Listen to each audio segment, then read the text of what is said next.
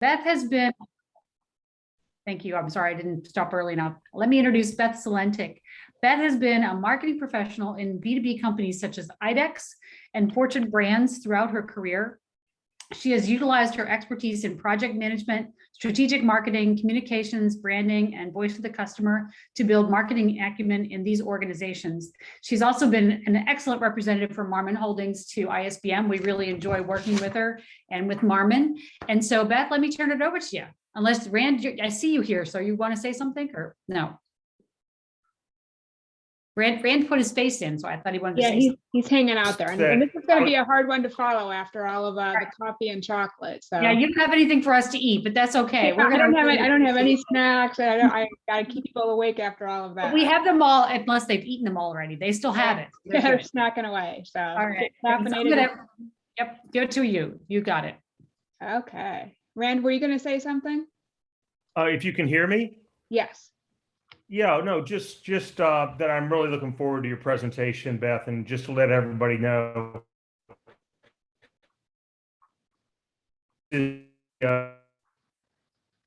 works the strategic marketing framework that we've worked with Marmon Holdings to develop along with the EMM group, and we're really proud of the progress sheet that they've made. And take it away, Beth.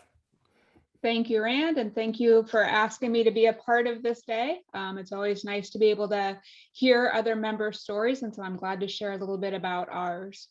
Again, it's going to be a hard one to follow, and I know we're at the end of the day today, so if you could just hang with me for a little bit here, I would appreciate telling our story. So as Lynn said, my name is BSulentic and I'm with Marmon Holdings. I've been there for just about 1.5 years, and I'm going to tell you a little bit about our journey into a strategic marketing framework, where we are, why we're getting to where we need to go, and a little bit of the challenges that we're facing within the organization to be able to do that. So a little bit about myself. I am, as Lynn said, a lifelong marketer. I had undergrad in that, MBA with a focus in that. So marketing has always been a passion of mine, and I'm trying to sway my kids into going that way right now as well. So love the field. I remember my first consumer insights class that I had in college, and that's when things started going off to say, this is really interesting and I want to be a part of that. So I've been fortunate to be a part of several large B2B companies, Fortune brands, most recently with IDEX Corporation, which is a Chicago-based diversified manufacturer. And then, as I mentioned, I joined Marmin about 1.5 years ago. So I'll get into a little bit about who Marmin is in just a moment. But before that, I have a picture up here of my kiddos. I have 3 teenage young adult children. So trying to help them navigate life right now has been a primary focus. But outside of that, love to travel, love to take vacations and plan vacations. If I wasn't doing this, I would be a tour guide and vacation planner. And another passion of mine is also doing ancestry work on finding the history of my family and my husband's family. And I've been able to trace some of my ancestors back 26 generations. So I'm pretty proud of that fact, but something I love digging into and learning more about where I came from. So who is Marmin? Marmin is a global industrial organization, a manufacturing and service organization. It's made up of 11 sectors, or groups as we call them, and over 100 businesses. Many of you probably have not heard of Marmin before. Marmin makes things that go into things, or make goods and equipment that you see every day, but maybe haven't realized of who we're a part of. Our business groups consist of crane services, electrical, food service technology, industrial products, medical, metal supplies, plumbing and refrigeration, rail and leasing, retail solutions, transportation, and water. So we were founded in 1953 by Pritzker brothers, Bob and Jay Pritzker in Chicago. They bought their first manufacturing company at that time.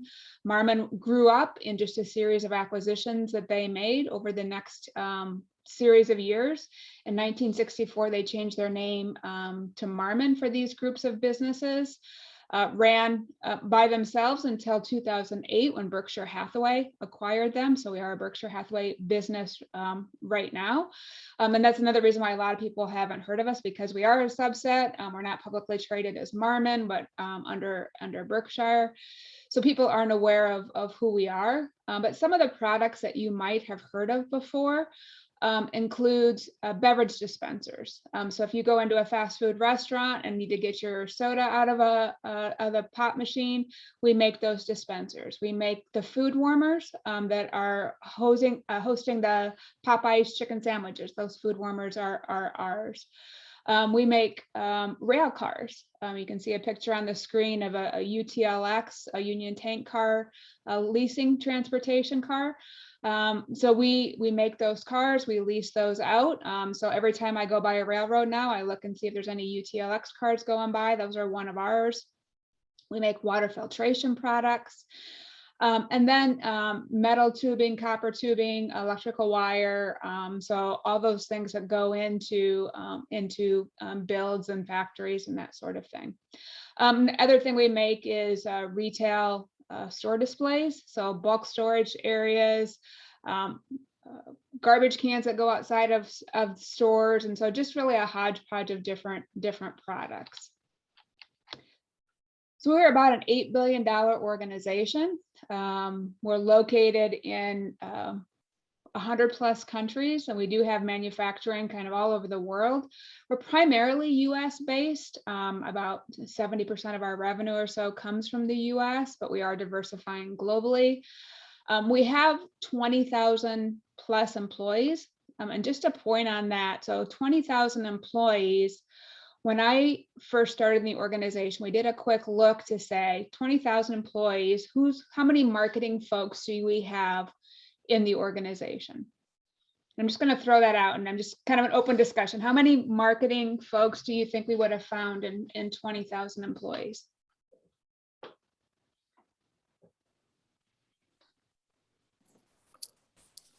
Beth, I'll say 200. 200. Okay, that is optimistic. So we had 20. Yeah, 20 okay, so people. we had a few people say 3 or 10. Okay, so there are some lower ones that came in. So yeah, people that had true marketing titles. We had some people that were sales and marketing, which usually those people are sales focused, not necessarily marketing focused. We had some that were engineering and marketing, and so true marketing folks, and 20,000 people, we had 20.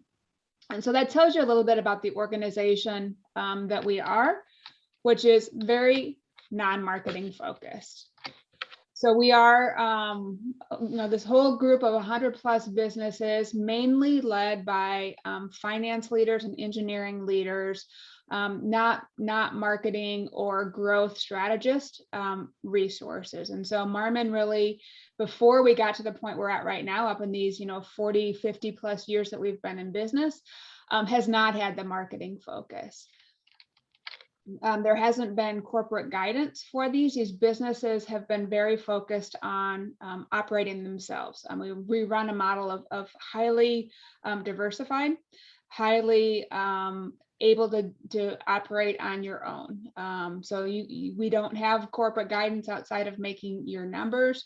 There was not a lot of need to come back. They were all able to run autonomously. And so there wasn't, unless there was that expertise within the business, we didn't have that overall across the company. Again, very sales focused. And like, what are you going to do for me next year? Not what am I going to do 3 years, 5 years, 10 years out? Most of these businesses didn't even run with any kind of longer term strategy plans.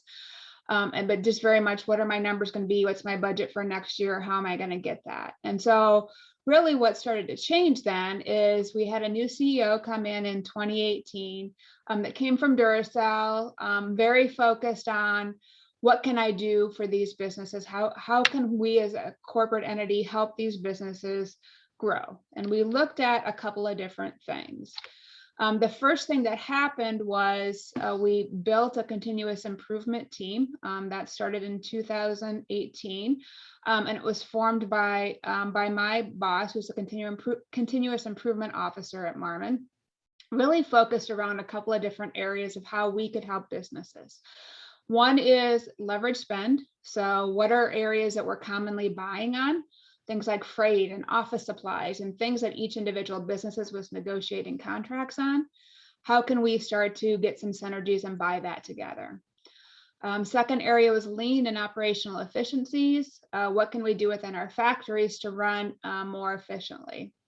The third area was around understanding value and how can we grow? And we started that focus with value pricing classes and really focused on those value cases in 2019. And we have partnered with Dr. Tom Nagel, who I know Ralph mentioned before. Tom Nagel's been a partner for us for the past 3 years. The EVE is very well ingrained into our organization now, understanding that economic value and really talking about the benefit that we provide to our customers. But not only that, but what is unique that we provide and how do we get paid for that? We really had a culture before that said, we want to do good by our customers. We don't want to charge too much, but really being able to help them position what they were doing to get paid for the value that they were providing, which has been kind of an eye-opening experience for us. In 2020, 2021, we started to pivot into a focus around strategic marketing.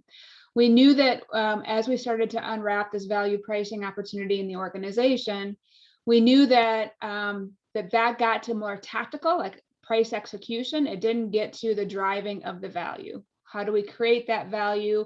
What areas do we want to focus on? So just getting back into our strategy area, we didn't have a clear picture of that in order for us to figure out what we should charge our customers. And so we pivoted at that point and said, let's step back a minute and focus on the overall strategic marketing.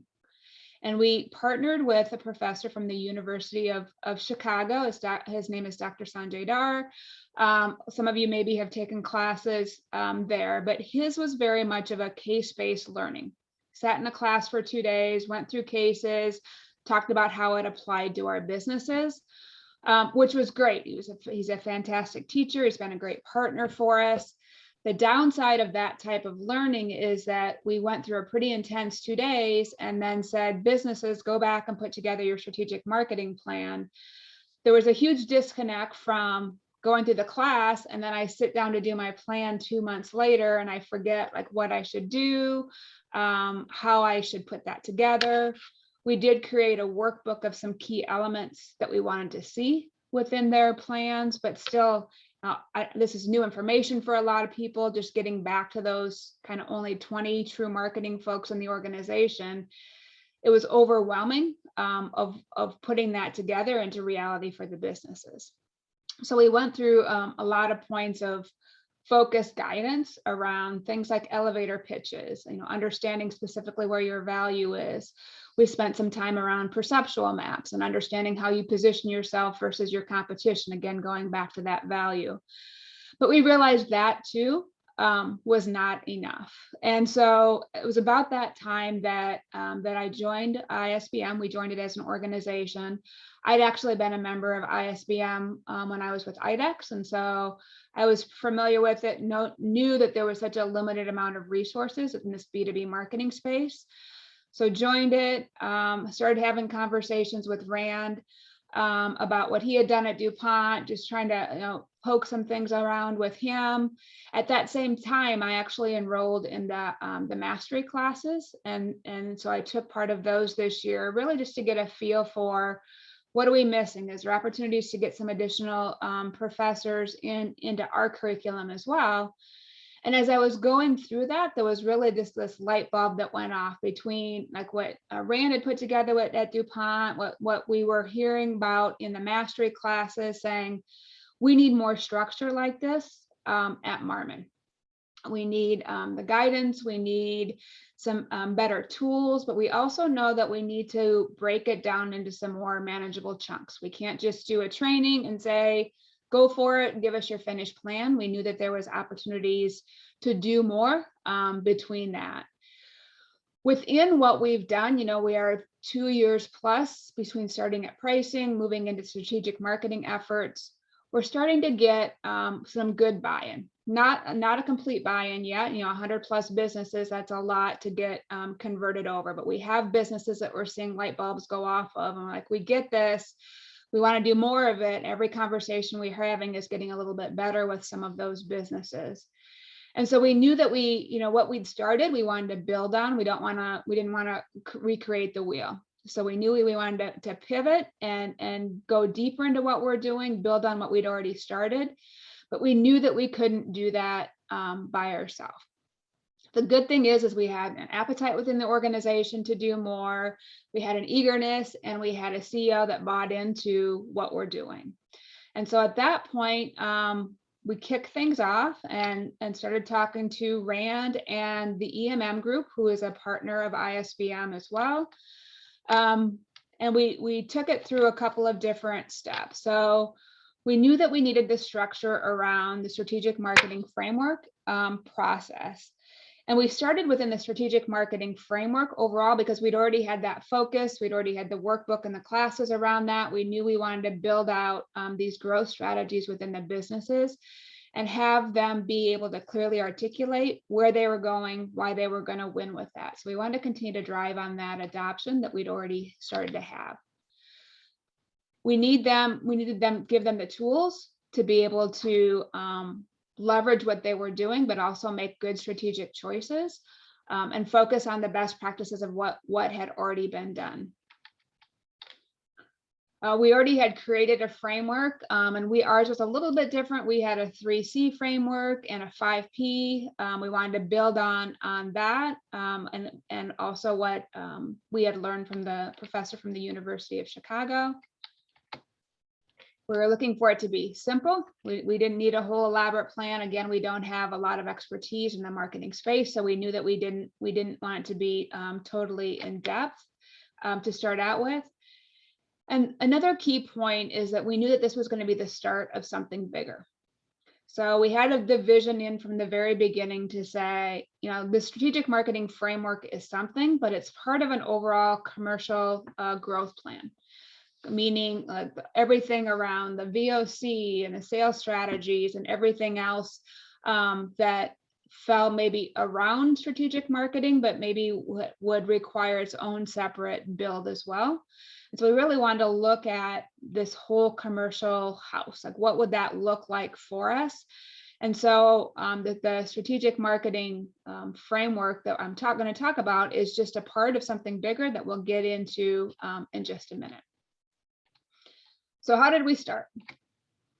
So we worked with Rand and the EMM group and kicked off a scope of work. And we always knew that this would be a longer term project. So we started the engagement thinking this is going to be the fact finding portion of it. This is going to be the basis of what we create before we go into any kind of rollout. We knew we wanted to have a strong foundation, that it wasn't just throwing things out in bits and pieces to our organizations.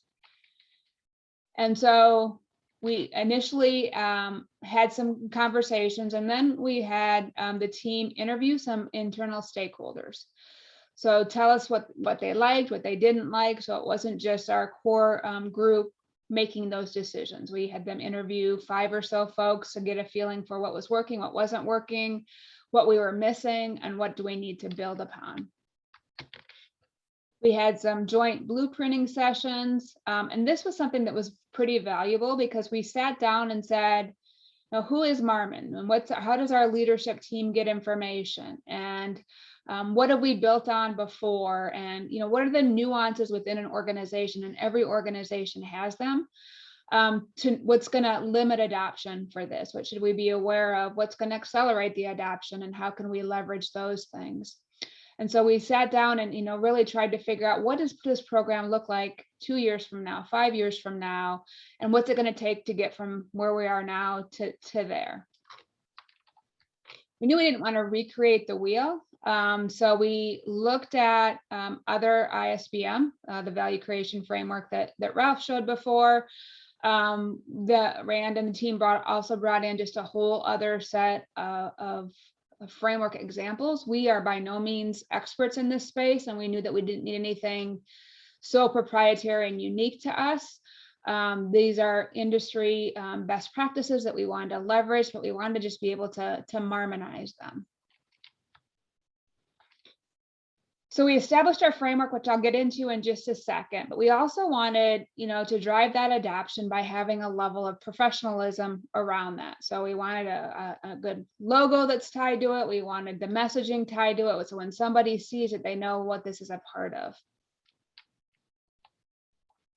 We wanted to have the plan for communication, and then, one of the key points was then is to develop like what's in this playbook, what's the presentations and the tools and the templates and the training, and what's the roadmap for how we're going to get from where we are to where we're going to be in the future. And I'll touch on some of that in a minute, but we started to identify what are the tools that you already have, what are the things that that we should be incorporated into what we're doing. And then just taking that analysis of saying, how do we get to where we need to be? And then figured out a communication plan for how we wanted to launch this.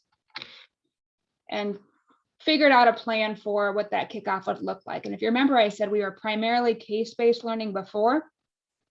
We wanted to get to a point of being more project-based, project-led. Teams would bring in projects. We would work through the elements of the framework with them in regards to their project. So it's more interaction rather than just throwing things over the wall. So I'm going to just pause a minute, Lynn, before I jump into where we're at right now with the program and just see if there's any questions pertaining to how we got to where we got to. We have a couple of comments from people that we're talking about the change management aspect of what you're talking about, and that we love the word Marmonize. Okay, good. Well, I'll get into some of the change management because that's certainly a key area. A key concern is adoption and change management. So I'm going to touch on that in just a minute when we talk about where we're at and what we're doing to launch. Okay. So if you remember, I said that this is part of a bigger vision that we have. So the strategic framework is going to be a part of a program that we call the Marmin Commercial Acceleration Program. Now you could say, that's not a very fancy, word, you're marketing people. Why can't you come up with something super creative? And we really wanted this to be, descriptive names of what we were doing, and knowing we wanted to have it roll off the mouth for people and have it be very easily understood. The overarching program that we have is called our Marmin Commercial Acceleration, which is how are we going to drive revenue? How are we going to create that differentiation to be able to win and grow in our respective markets? So that's the overarching program. We also have acronized them, and now it's called our CAP program, CAP. Underneath that CAP program then is the Marmin Strategic Marketing Framework. This is the first of several frameworks that we envision that we'll have. And that's why we wanted to leave this a little bit open to say, here's the foundation that we're going to build the house with. I'll get into some more of that strategic marketing framework.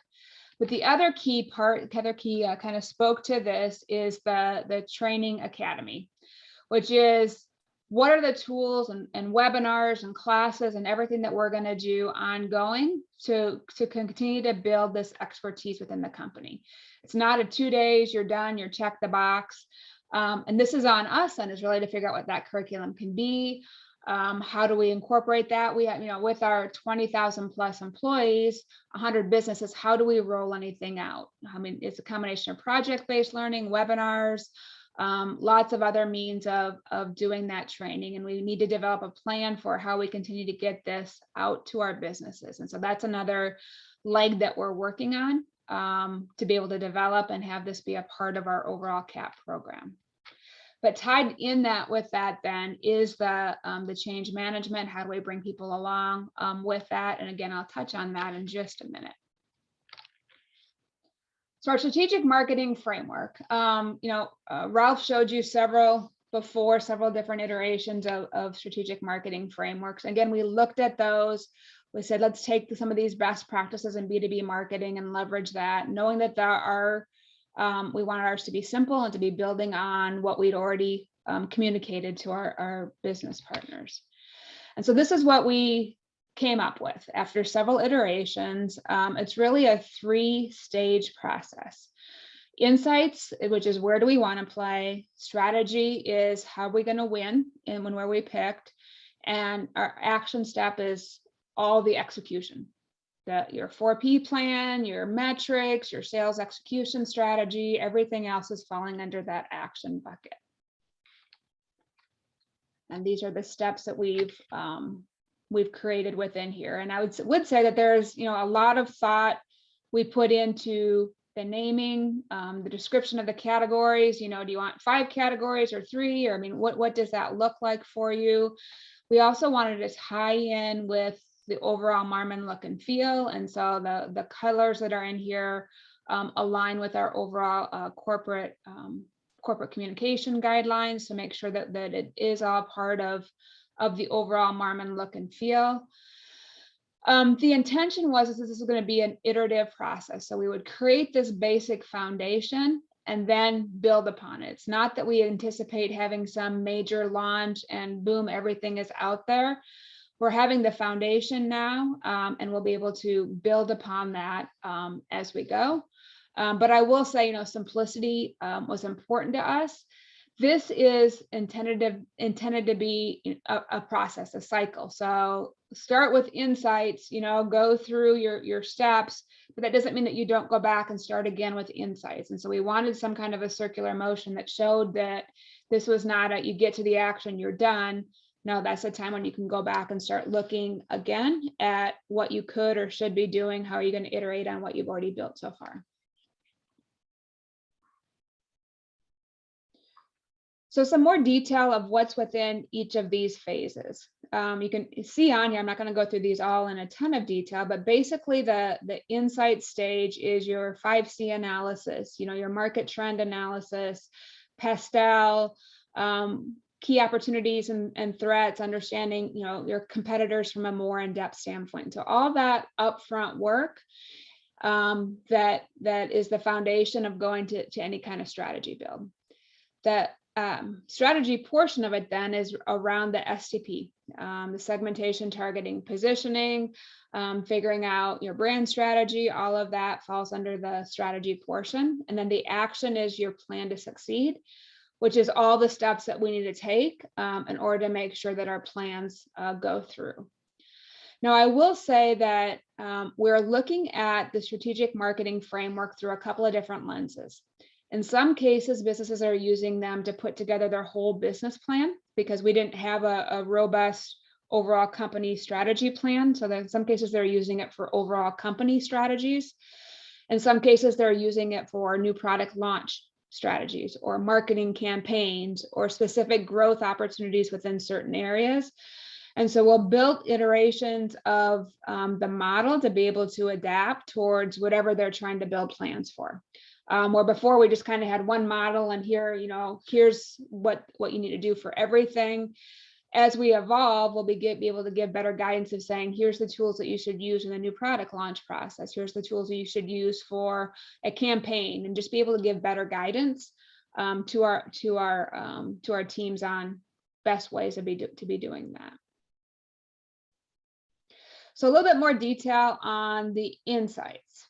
I'm going to go into a little bit more detail here, not so much on the other segments, just to give you an idea of what we're working on building out. And this is not complete yet. We are still iterating on it. What we're planning on launching in greater scale next year. And so I don't have any great successes to share with you yet, but it's more of the journey of where we're at right now. So the insights, if you remember, is that upfront stage. We'd focus on 3 C's before: customer, company, and competition, which incorporate how we looked at it was still within the 5 C's. We just had a little bit different terminology. But this was an area that I would say we didn't do well in as an organization. We hadn't invested in market research. We don't have good VOC practices. We don't have, in a lot of cases, CRM systems or CRM data. So we would very much go into a business and we have no idea what our market share is. We have no idea why customers buy from us. So really, this is just, the start of how they can accumulate what they know already, or where the gaps are of what they need to start filling out. And whether that means that they go to an outside source to be able to help build that out, or whether that means, they have the internal knowledge that they can start making some assumptions and building out from there.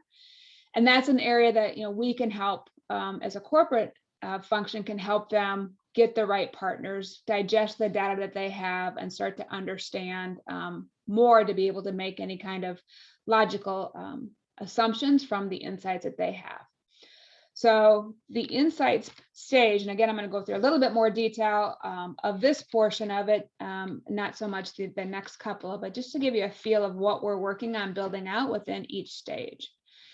So the insights, again, is the 5C analysis, trend analysis, overall portfolio. So all of that, internal, external, kind of that 360 view of where you're at, what you're doing. So some of the inputs might be current market data, current strategic planning reports, anything that you already have. And again, this is areas that just talking to your sales teams and just trying to put together some kind of business intelligence of information that you already have would be good input. So again, the output of what we are expecting from this stage is to give us the data and the tools to be able to start to put together logical strategies. Again, looking at the plans that businesses had put together, they started down the path of segmentation and targeting without really even having done good market assessments. And so we said, this needs to be a standalone activity. You need to do your due diligence in this phase in order to put together any kind of logical strategy. And so this is an area we wanted to build out more than, again, focused in these couple of key areas in the insights. And also what we did is knowing what best practices were, like what do we currently have in each of these areas. So for example, the trend analysis, we already were using a pastel model. I wouldn't say we're using it well, but we were using it. We had that tool available to people. And so we knew we wanted to continue with that. It's not introduce a whole bunch of new tools. Let's build on what we already have. So we took an inventory of those things that were available to us currently, and then what are the things that we needed to work on building out. Things like customer journey mapping, we were not doing yet, but that's kind of a best practice in an area that we'll focus on. We weren't typically doing like competitor SWOT analysis. We're going to look at introducing tools to be able to do a better job with our competitive assessments. And so this is really trying to blend that, what we were already using, what was working, what was confusing to people, what do we need to make better, and then what do we need to introduce. So taking that list of what should be in this section. And again, the intention is that not when we launch this next year that everything is done, but we have a vision of what should be in here, and we continue to work on building that out. And this is really going to be based on the needs of our businesses, right? We have a lot of businesses that sell through distribution. So we have that added dynamic of how do you get insights from businesses when you don't have direct line of sight to your end customers. And so there's certain dynamics and things that we'll have to work through, and there'll be things that are higher priority for us to build out tools and guidance on. Then some of these others will be longer term aspirational work that we'll want to do. Same kind of logic that we've built out for our strategy and action steps. I'm not going to go through all of those today, but you get the basic feel of, what are the deliverables we want? What are the key inputs to that? And what is the work that needs to be required underneath all of this? And again, we don't need to recreate the wheel. We don't need to create something totally new just for Marmin, but we want to make sure that it speaks to our people.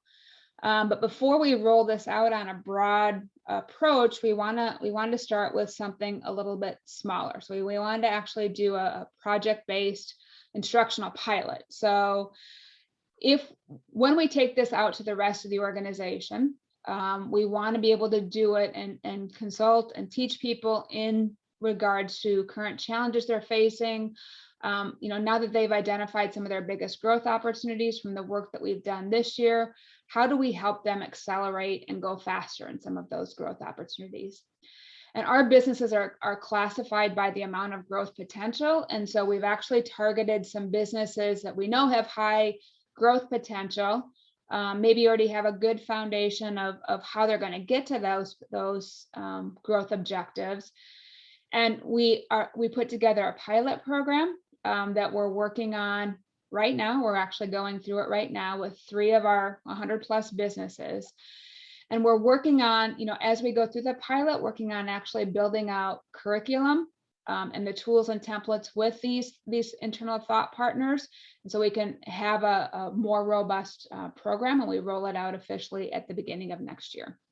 So the pilot that we're going through is taking place now through the end of the year, tightening up that framework and then launching it out in more project-based learning workshops next year. So what does that look like? So remember that there's 3 steps of our strategic marketing framework: the insight, strategy, and action. So basically each section of that, each stage, is what we call an instructional sprint. And we've partnered with ISBM and EMM to be our facilitators and coaches for that. Again, this is something that we want to bring in external expertise, both just from the credibility of people that have done this before, but also to help guide us into what are we missing, what could we be doing, what should we be doing. And so ISBM and EMM are leading that initiative for us. So each business came in with a charter or a business challenge they had, a growth opportunity that they were looking at. So they put together like what are the deliverables they wanted to see. And then we created cross-functional teams within each of those businesses. So we had representatives from sales and finance and marketing and the business unit leaders that are coming in and going through these instructional sprints. And the sprints are basically a month apiece. And that month includes some instruction, some tools that we circulate to the teams, and then the ability for them to start working through the tools and have active coaching with EMM and ISBM. So there's right now we're going through some smaller instructional sessions, and then we'll spend the next couple of weeks actually going through the application of what has been taught, using the tools to be able to coach through. The second stage we'll do that is the strategy portion. We're actually going to do that in person. We were trying to have that delicate balance of what do we need to do in person versus what we could do on Zoom. Ideally, it's great to have these teams together face-to-face 3 times. Obviously, with conditions today, we didn't want to take any more necessary risks than we had to. And so we decided just to do one in-person section, which we're going to do in November. The other 2 instructional sprints will be both via Zoom sessions. So the plan again is that we'll work through the business challenges, we'll work through the structure that we have, we'll continue to refine what we've built with the intention of being able to roll this out to a larger scale next year. And part of the reason why we're doing this is a couple of things. I mean, Lynn, you mentioned change management, is we want to get internal buy-in, right? We want to say, that tool doesn't work, or that doesn't make sense, I don't want to do that. We hear that on a smaller scale before we start rolling it out to everybody. But we also have, some internal testimonials that say, hey, this works, right? I mean, these are good thought partners for us to have that are in some of our leading growth businesses. And so we can use them as successes in the future to say, hey, if it worked for so-and-so, it's going to work for you as well. So that's a way, again, that we can continue to work on getting that buy-in. As we work through this, I'll have a final project deliverable that will be presented to our senior leadership teams over the first part of next year, I think is what we'll actually roll that out to be. But this is really, again, intended to be these teams going through the instructions, but right after they go through the instructions, they're going back and looking at how they apply it. So it's not 2 months later, I'm trying to figure out what I'm doing. They have some shorter term assignments, come back, give us feedback, what's working for them, and then how are they applying those tools. So as I mentioned, this is going to be a process that we continue to build on.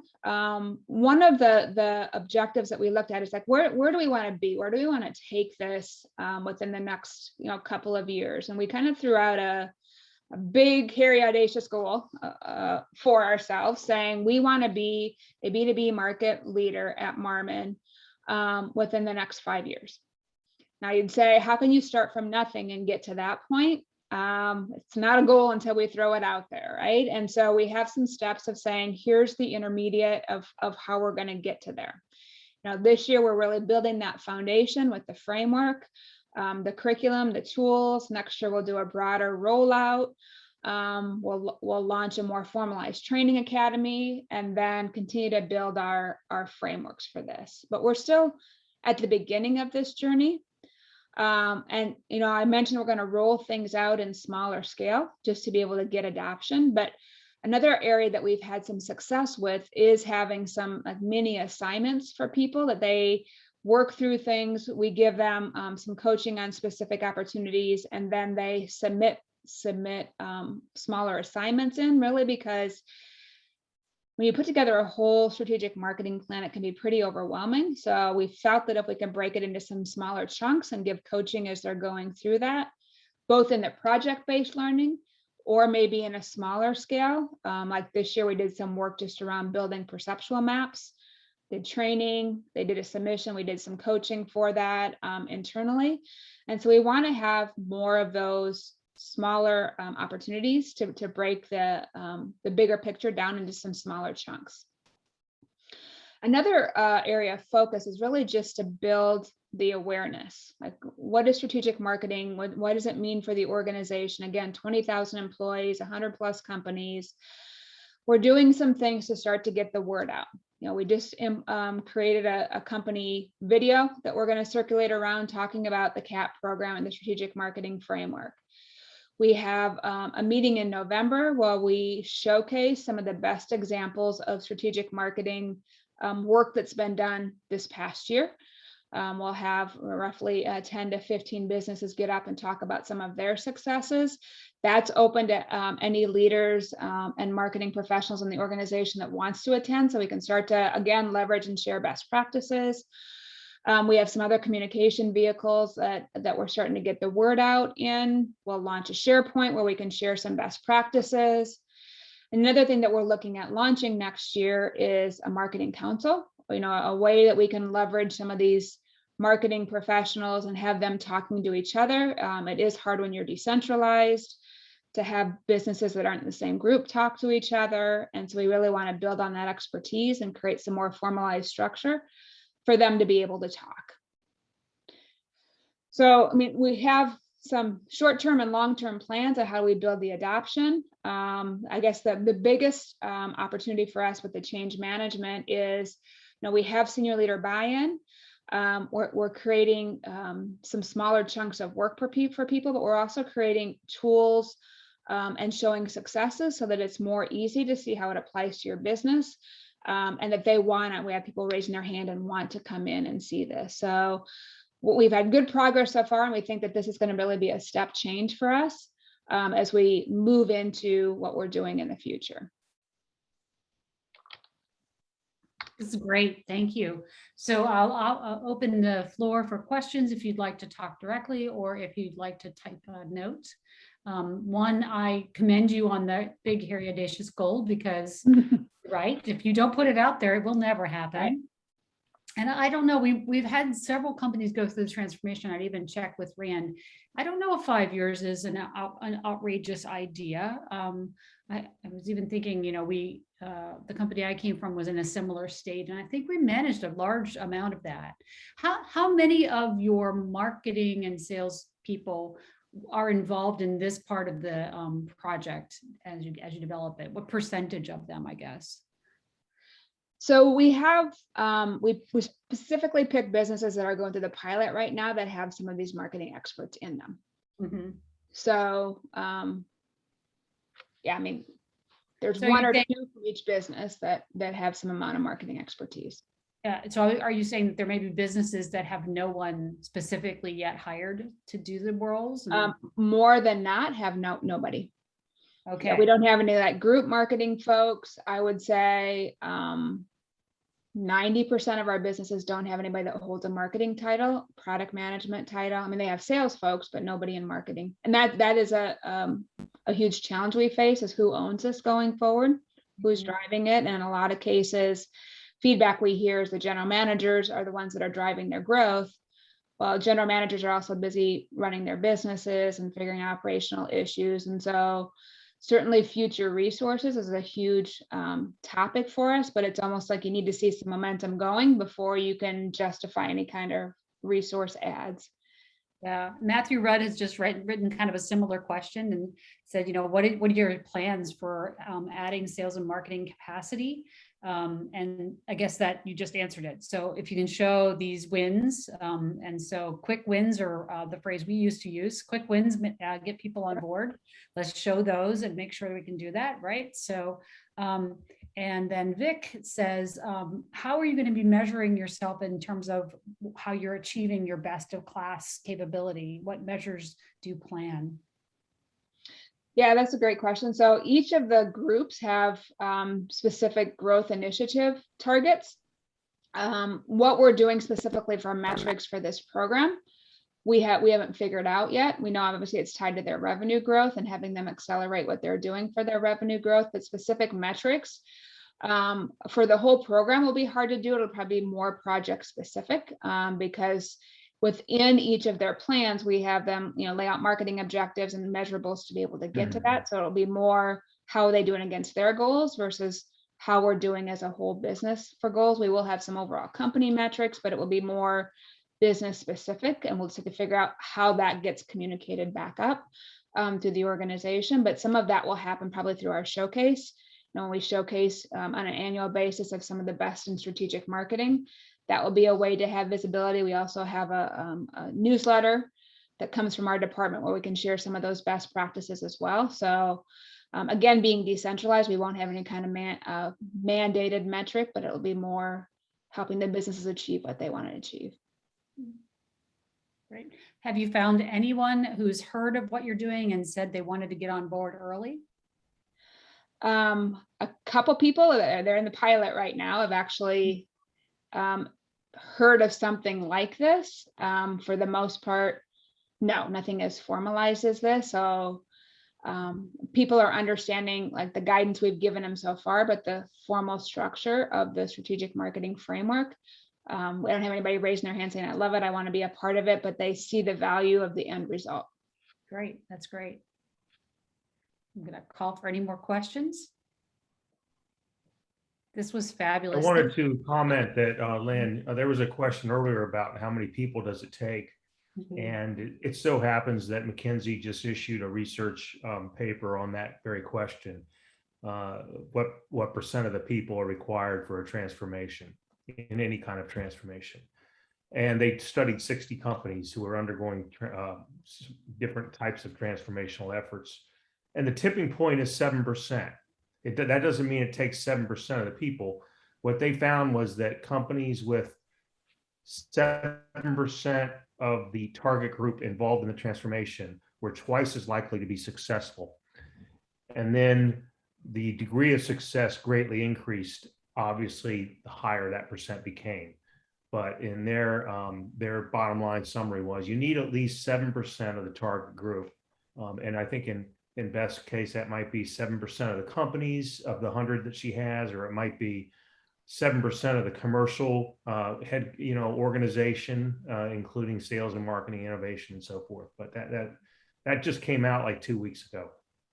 That's an interesting number.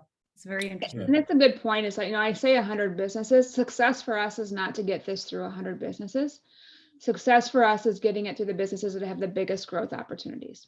And we do have classifications within our businesses of ones that are in markets or have identified opportunities where they can grow faster. We call them accelerate businesses or grow businesses. Then we have a group of businesses that are going to just kind of maintain where they're at. And we have some that have issues that they need to, get fixed. So those, we're going to be spending a higher amount of time on the people that have the bigger growth opportunities. And so that's not as many of our, it's probably half of our businesses. And so you start to narrow those down and say, those are the ones that need to have resources then, right? And from a corporate standpoint, we're ready to, put more resources behind them, obviously, because they have a bigger payback to be able to do that. We have to work with the businesses to be able to find what they need to invest in, whether it be people, whether it be budgets for, promotional type of activity or new products, whatever that is. This process helps them identify what they need in order to be successful. But resources and funding are going to be some of the biggest issues that we face. Great. What a great opportunity for Marmon. Yeah. And for you.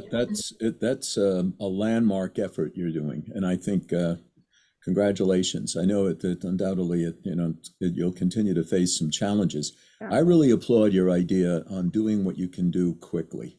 Mhm. Okay, basically in the world we live in, there's this 5-year thing going on. By the time you've created enough wins, if you get that done, enough of these tangible wins in the next 3 to 4 years, Yeah. this program will take root and begin, I think, gathering momentum on its own rather than requiring constant, push from your organization to get it out there. So I love your BOHAG thing and the idea that see how far you can go in the next 2 to 3 years. Okay, so congratulations. And I think one of the things every one of those efforts, we've seen several of them, and they leave a lasting impression on the company, but they take a lot of effort. Yeah. So remember, you've got friends. I think important will be developing, and you have them, I know, but you can continue to develop your friends across the membership and with other firms who are on similar journeys to trade tips, traps and tricks and things of that sort. So thanks so much for sharing this with the members. It's a great journey, and the way you're weaving it into the culture is really, really very cool. So good for you. Thank There's you. quite a few notes in the chat that are just congratulations and thank you for sharing, and we do appreciate this a lot. Good. Well, I hope to be back next year with some more successes then. And I would love to hear if anybody's going through a similar journey that we can compare notes. Great. That would be great. Thank you. Okay, I'm going to just pause for a second, make sure there's no more coming in the chat or anybody wants to speak up. All right, then we're going to go to wrap up. So as I promised you this morning, if you are with me, one of the things to keep you through the day, besides chocolate and coffee and some great presentations, is that we're going to do a raffle at the end. And so I've taken everybody that had registered and everybody that showed up early in this morning, and I don't have everybody because I know some folks have already told me they had to run to something else, but you have to be present to win. That was the whole idea. So we have 3 prizes this afternoon. One is the book by Laura Patterson. So you'll get a chance to improve your business by that book. One is some more chocolate from Mocha Origins. I know that's pretty exciting. And then our big prize is you get one of our courses. So you'll be able to take one of our courses for free. You can use it, or if you want to give it to somebody else in your company to use, that's fine, but you'll get credit for one course to take, which is a pretty big win. All right. So I am going to roll the dice in order to get names that come out of this from the folks that have been here. And the first prize is the book from Laura Patterson. And the winner from the book from Laura Patterson is Mark Moorhead. Mark, are you here? You must speak or I'm going to go call someone else. Mark, are you here? Going once? I am here. Oh, great. Okay, awesome. I also Because I know did. we all know the trick of leaving your computer on and not being next to it, right? All right, so Mark, officially you have won the book from Laura Patterson, and I'm gonna send that to you, and you will just need to, if we sent you chocolate, we have your mailing address. So maybe Lori knows that you have that. Did you get the chocolate and coffee? I probably went to Cincinnati to my office, and I Oh, live in Appleton, no. Wisconsin now. So Well, please send your actual mailing address where you'd like us to send things, and we'll send you the book and the coffee. And so Lori's got that as a note, but we'll do that. Okay, so that's our first Thank you. winner. Second winner is more chocolate. Okay, so I know that everybody's excited about this one. More chocolate, more chocolate, more chocolate is rolling. And our winner is Leslie Christensen. Leslie, are you still with us? I'm here. She's typed. She says she's here. All right, She she's chatted typing. back. She's here. Okay, all right, we're going to take that as true. Okay, and so Leslie, if we don't have your mailing address, just let us know if you did. But if we don't, please send your mailing address to Lori so we can send you some more Mocha chocolate.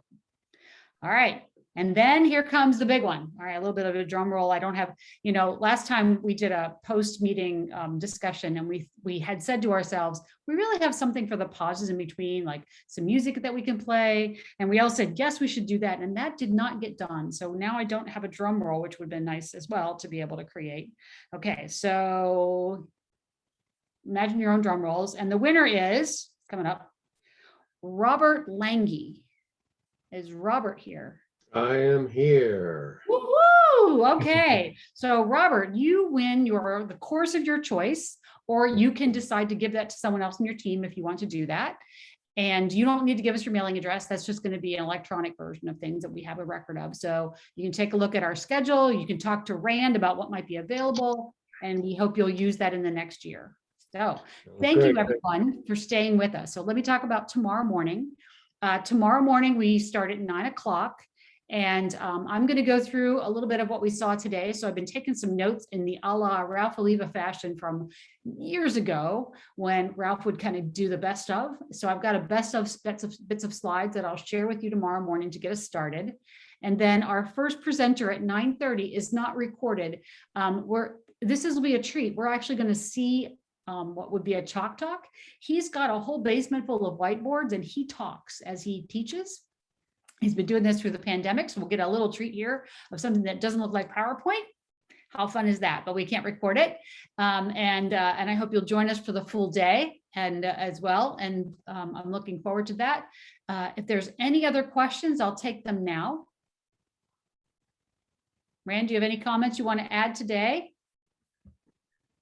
No, it was a great day. Thanks everybody for hanging in there, and looking forward to seeing you guys tomorrow. If you have any questions or something you heard about today that you need to track down a little bit more, just reach out to me. Thank you. Awesome. All right. Again, thank you so much. Really appreciate it. Probably you have no chocolate left, but you still maybe have coffee for tomorrow. And we'll see you at 9 Eastern. Thanks so much. Thank you, everyone.